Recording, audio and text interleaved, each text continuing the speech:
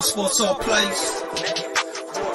Hard sports all plays. 365, we making up plays. You talking the game, get you to the days. We're high in the court, the dime in the lane. Variety topics, living the same. Offensitation, sports information. Hitting the airways, taking the nation. Sport all plays, they working your faces. Grace at the field, so tie the laces. Hard sports all plays.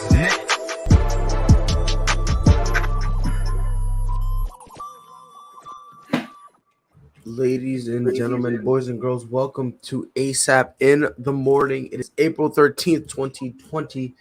I'm joined by Michael J. and Ron. Mike, how you feeling today? I'm doing great, fellas, man. Glad to be with y'all this morning.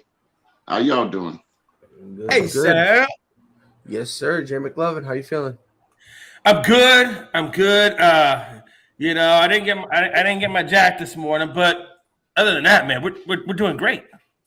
No issues, no complaints. Great basketball last night. Great basketball. Yeah, bro, you're doing great things, Jay. You're doing great things. One day, I thrive to be like you.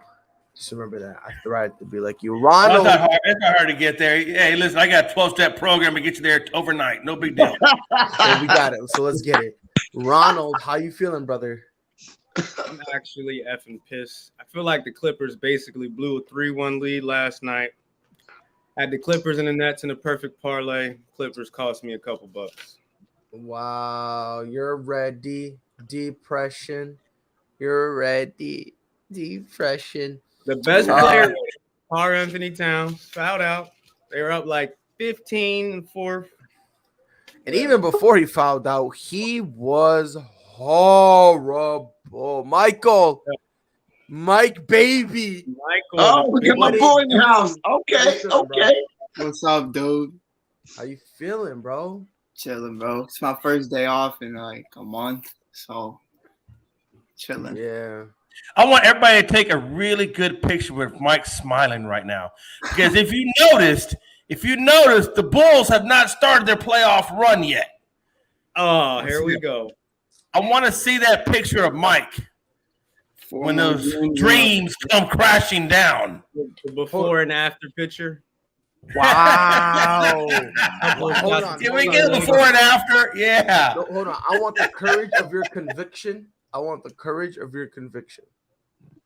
Are you guys calling it a sweep? What's going on? I'm asking for a friend. Are you guys calling it a sweep? Nah. Okay. I listen. We'll talk about it later. All right. It's all right. What I'm gonna say is gonna come from a place of pettiness.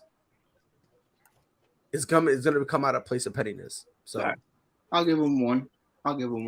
how do you have to give me one, bro? You're too tired to even respond, bro. So I gotta take it. I gotta take advantage now while I have it. Bro.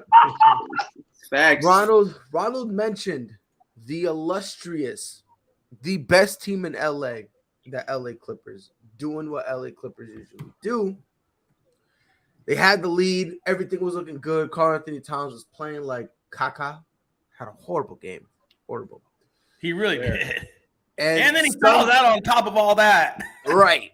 So he has a horrible game. Right. He fouls out. It's looking oof. Right. It's looking awful. Right. But all of a sudden, Michael Jordan showed up. I don't know. I don't know, man. I thought Larry Bird was about to say, nah, bro, that was Jesus out there, bro, because it was ridiculous. At the end of the day, old buddy got heated. Anthony Edwards dropped a clean 30 for no reason whatsoever. Yeah, he did. And while we're talking about him, you know who also had a hell of a game? D'Angelo Russell. Yes, he did. Yes, he did. And let's not overlook the mind games that Pat Beverly was putting on the Clippers. Oh, we all know that. I told you that yesterday. Patrick Beverly was phenomenal. 2 for 8 from the field, a whopping 7 points. What a guy! His play. That's all though. Patrick Beverly did not have a great game statistically. I'm just saying. We know. Because this is what they bring him on to do, and the way he says things, it gets under your skin. It just gets you, man. Right, which is why. Right, exactly. Which is kind of why he kind of. That's why they put him on the best player. You know what I mean? You said what? He Mike? come with that Chicago mentality, man. He from Chicago. Come with Chicago mentality. We don't Damn, claim Mike, is him. that he not one of us? We don't claim him.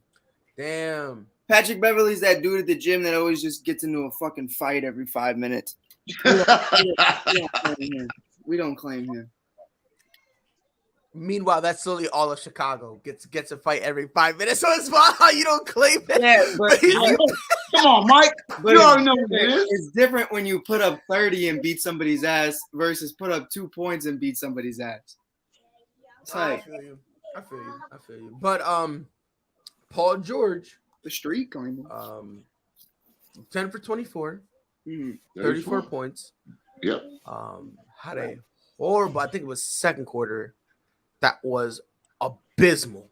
Dude literally couldn't get a bucket. I think he's on a max contract, and the dude still couldn't buy a shot. Mhm. Jay, let me start with you. Clippers had a double-digit lead. They looked like they were on cruise control. I took a poop, came back. Timberwolves got the win, celebrating like crazy. And I was like, what did I miss? I was like, what is going on? Yeah. Did the Clippers win it? Or did the Timberwolves win it? Or did the Clippers just kind of choke it out? I mean, hey, listen, not taking anything away from the Clippers, man, but I just think Minnesota stepped up their game, not only defensively, but they stepped it up, from the shooter perspective. And Edwards between him and D'Angelo, man, they were just shooting lights out, man, like you said. And I think the Clippers just got outmatched, man. At the end of the day, man, I think not having Kawhi there kind of hurt them. It's not over for the Clippers. I mean, they still got one more chance to make the AC, but Don't forget about honestly, man, I said, don't forget about Pandemic PJ. Yeah, exactly. I think they needed more from Paul George, and they just didn't get it. Well, I would like to see the Paul George from last year's playoffs show up. No. Last year's playoffs was not it either. For every game he would drop 40, there'll be another one he took 41 shots. I get it. I mean, and that's just kind of what you get from him. But he still made it pretty competitive, though. Come on, Pride. He still kind of kept it competitive, even without Kawhi. He kept it competitive because he's the reason they lost. What are we doing here?